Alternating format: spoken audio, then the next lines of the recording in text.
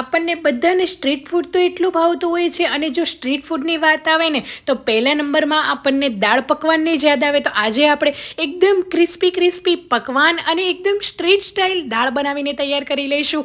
આ રીતે જો તમે દાળ પકવાન બનાવી લીધા ને તો પહેલી વખત બનાવતા હશો ને તો પણ તમે માસ્ટર બની જશો. અને દાળ પકવાન છે ને બધી જગ્યાએ અલગ અલગ રીતે ખવાતા હોય છે કે એનો ટેસ્ટ પણ અલગ અલગ રીતે આવતો હોય છે.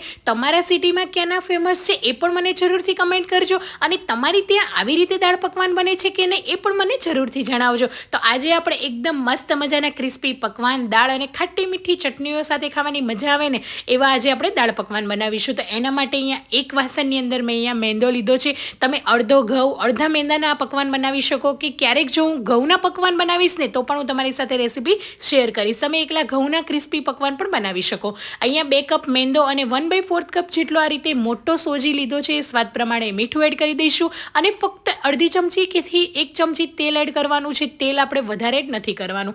અને થોડું હુંફાળું ગરમ પાણી લઈશું. એની અંદર પિંચ ઓફ હળદર એડ કરી લઈશું. ડાયરેક્ટ આપણે લોટની અંદર હળદર એડ નથી કરવાની, એનાથી એકદમ યલો કલર આવી જશે. આપણે થોડોક જ પીળાશ પડતો કલર જોઈએ છે, એકદમ લાઇટ લેમન પીળો કલર જોઈએ છે ને એટલે આ રીતે હુંફાળા ગરમ પાણીની અંદર હળદરને આપણે પલાળીને 5 મિનિટ સુધી રહેવા દઈશું અને એ પાણીથી આપણે લોટ બાંધીશું.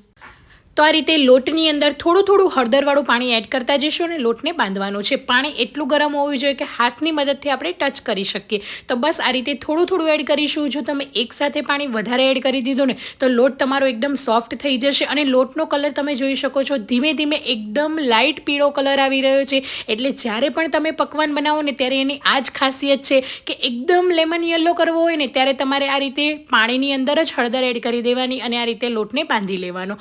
લોટ આ રીતે બંધાઈ જાય ને એટલે એકદમ સરસ રીતે લોટને સોફ્ટ કરી લઈશું. કેમ કે લોટ અત્યારે સોફ્ટ રાખીશું, આપણે આની અંદર સોજી એડ કર્યો છે એટલે લોટ થોડો પછી કઠણ પણ થઈ જશે. ફરીથી ઉપરથી થોડું એવું તેલ લગાવી લઈશું અને લોટને ચીકણો કરીને મસળી લઈશું.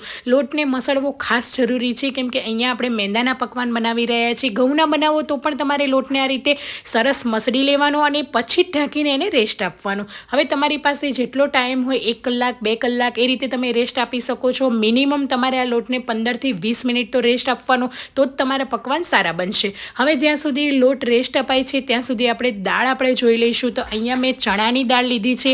1/4 કપ જેટલી ચણાની દાળને 8 થી 9 કલાક માટે ગરમ પાણીની અંદર પલાળી દીધી છે. કેમ કે ગરમ પાણીની અંદર પલાળેલી દાળ છે ને એકદમ સરસ રીતે ફૂલી જશે અને ચડવામાં પણ ઇઝી રહેશે. તો આ રીતે ગરમ પાણીની અંદર દાળ પલાળવાથી દાળ ડબલ થઈ ગઈ છે, તમે જોઈ શકો છો.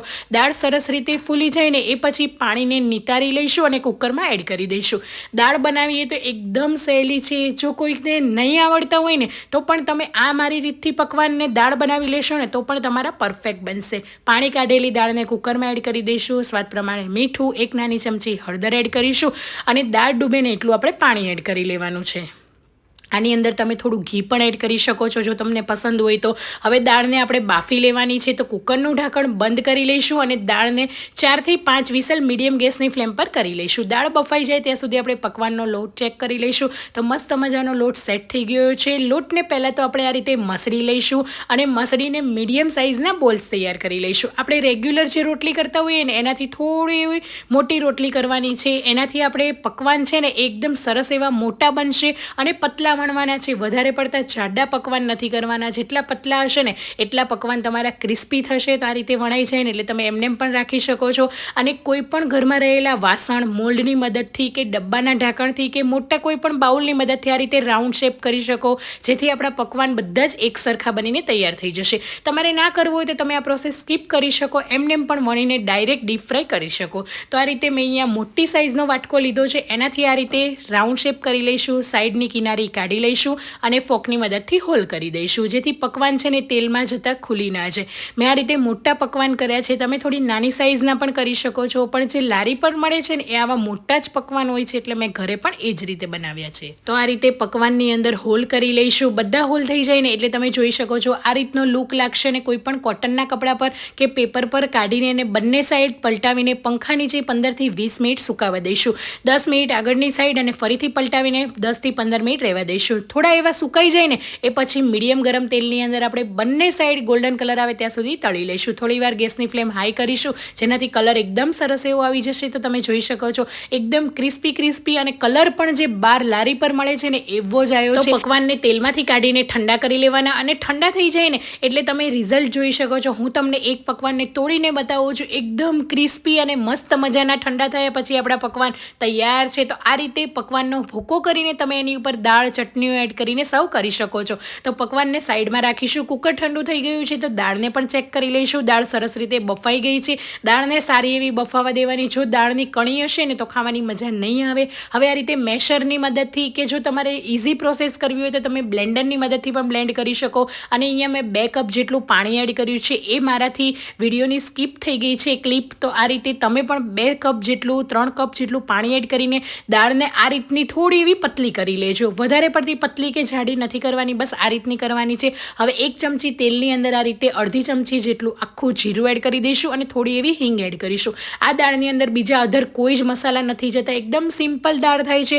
અને ઘણા લોકો તો દાળની અંદર તડકો પણ ઉપર નથી એડ કરતા, પણ આપણે આ રીતે તેલની અંદર જીરું અને હિંગનો તડકો એડ કરવાથી દાળનો ફ્લેવર સરસ એવો આવશે. બસ મિક્સ કરી દઈશું તો આપણી ગરમા ગરમ પકવાનની સાથે ખવાતી એકદમ મસ્ત મજાની ચટપટી અને સિમ્પલ રીતે બનતી દાળ તૈયાર છે. તો હવે દાળ પકવાનને સર્વ કરી લઈએ. તો પ્લેટની અંદર અહીંયા પકવાનનો જે મેં ભૂકો કર્યો એને આપણે એડ કરી દઈશું. તમે આખો રાખીને પણ પકવાનને સર્વ કરી શકો છો. જે રીતે તમને ફાવે એ રીતે તમે એન્જોય કરી શકો. ઉપરથી ગરમા ગરમ બનેલી દાળ એડ કરી દઈશું. એની ઉપર તીખી તમતમતી લસણ મરચાંની ચટણી એડ કરી દઈશું અને રાજકોટની ફેમસ એવી ગ્રીન ચટણી એડ કરીશું. મેં બધી ચટણીની રેસીપી તમને આપેલી છે. જરૂરથી તમે મારી ચેનલમાં વિઝિટ કરી લેજો અને બનાવજો. એકદમ સરસ એવી તીખી ચટપટી ચટણીઓ બનીને તૈયાર થઈ જશે. ખજૂર આંબલીની ચટણી, ડુંગળી, સેવ અને ઉપરથી સિંગ એડ કરી દઈશું અને લીલા સમારેલા ધાણા એડ કરીને સર્વ કરીશું. તો એકદમ ચટપટા અને મસ્ત મજાના દાળ પકવાન તૈયાર છે. તમે કયા સિટીમાં ખાધા છે અને તમારા સિટીમાં ક્યાંના ફેમસ છે મને કમેન્ટ કરવાનું ભૂલતા નહીં. અને કેવી લાગી આજની રેસીપી એ પણ જણાવજો.